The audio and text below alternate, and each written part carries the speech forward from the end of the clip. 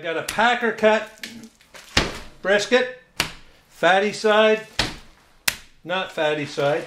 Has this thing here, says it's a quick rip. I don't know if that'll work or not. Not so quick.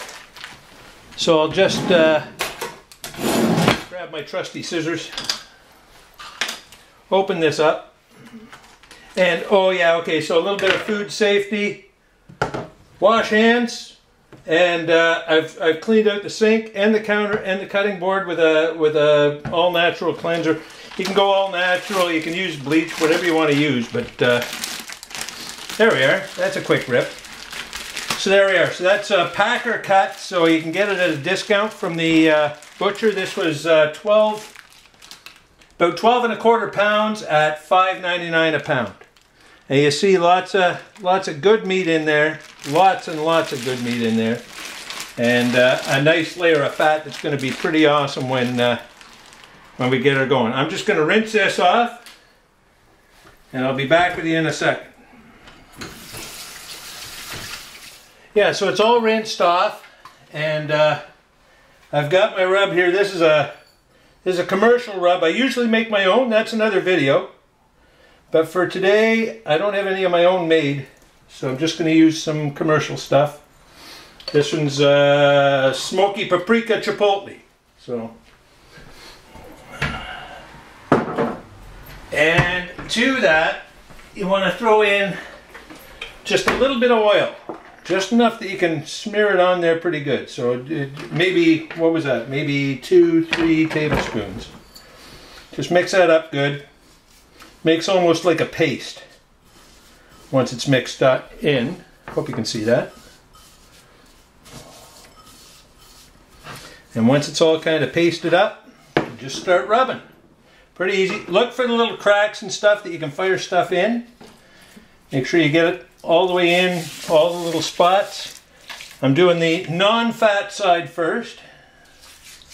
When I'm done, I'm going to put this on the smoker with fat side up, because it'll have almost a self-basting quality to it. It'll hopefully that fat, as it melts and renders, it'll get all down and be nice and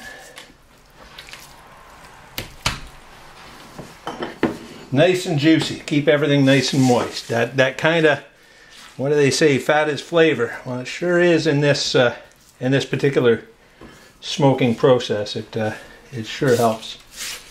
So yeah, so you just get it all over, get in the little nooks and crannies, make sure you get a good load of rub right on there.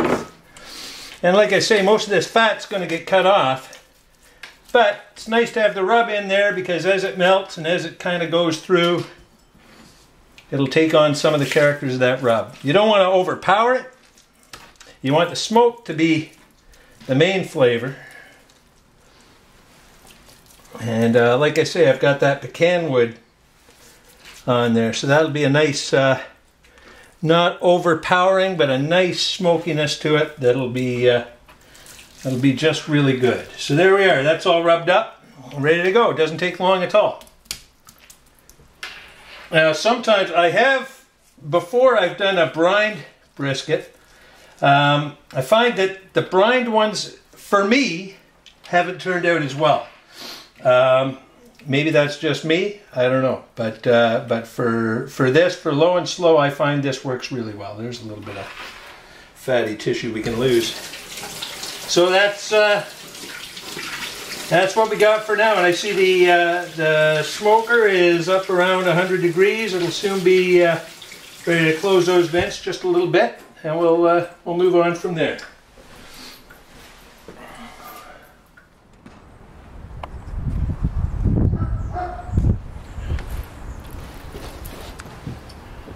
Okay, so the temperature is 169, coming up close to that 170, coming up close to that 170, 175 mark. Should hold that up so as you can see it, I guess. Probably can't see it from there, but we'll try. And so I'm going to close down the vents. I don't know if you can see the smoker smoking behind me, but she's just cooking along just dandy. So I'm going to shut down those vents, and we'll have it at temp in no time at all. Okay, so we're, I hope you can see that. At the magic number, well, 226. 225 is what we're aiming for. So we've overshot a little bit. I'll just close the vents down a bit. But once I open this, we'll lose a lot of that heat. Put the brisket on, and life will be cool. So here we are. I'll go this side so as I'm not blocking everything. And you see, and I have the second half of that. Oh, look at that! I have the second half of that smoke, the temperature probe, on the meat. Pop that on there. Try hard to make it fit.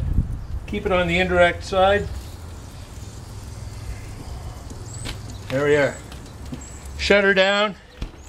I'll give her 3 hours in the smoke, and then I'm going to wrap it in foil. I'll show you when that happens too.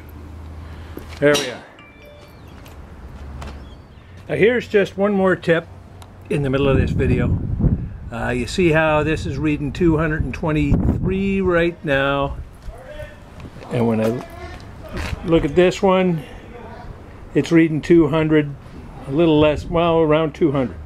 So the trick is these probes that measure, okay, what do we got, 225, right? So that's right on the money. I just have a little probe going in the top of the hole there. The other thing I noticed is that there's a fair bit of smoke leakage from the seams.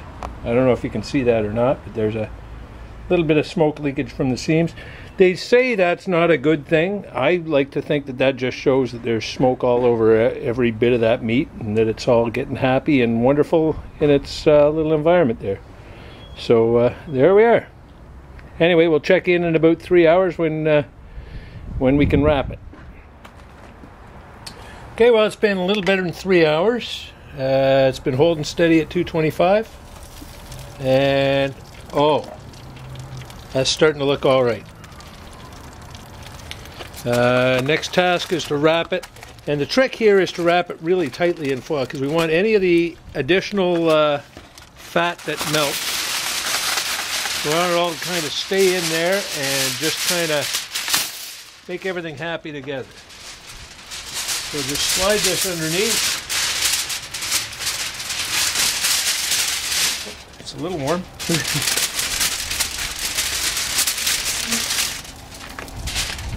Together. Whoa! We're in there and get it wrapped up as best we can here.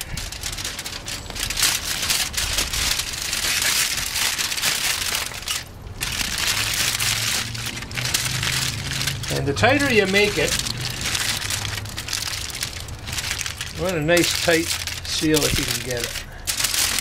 The tighter you make it, the better it's gonna absorb its own juices. I think I'll give it another wrap there just to make sure that things stay in. So got a little hole there, little hole there. Bring this under.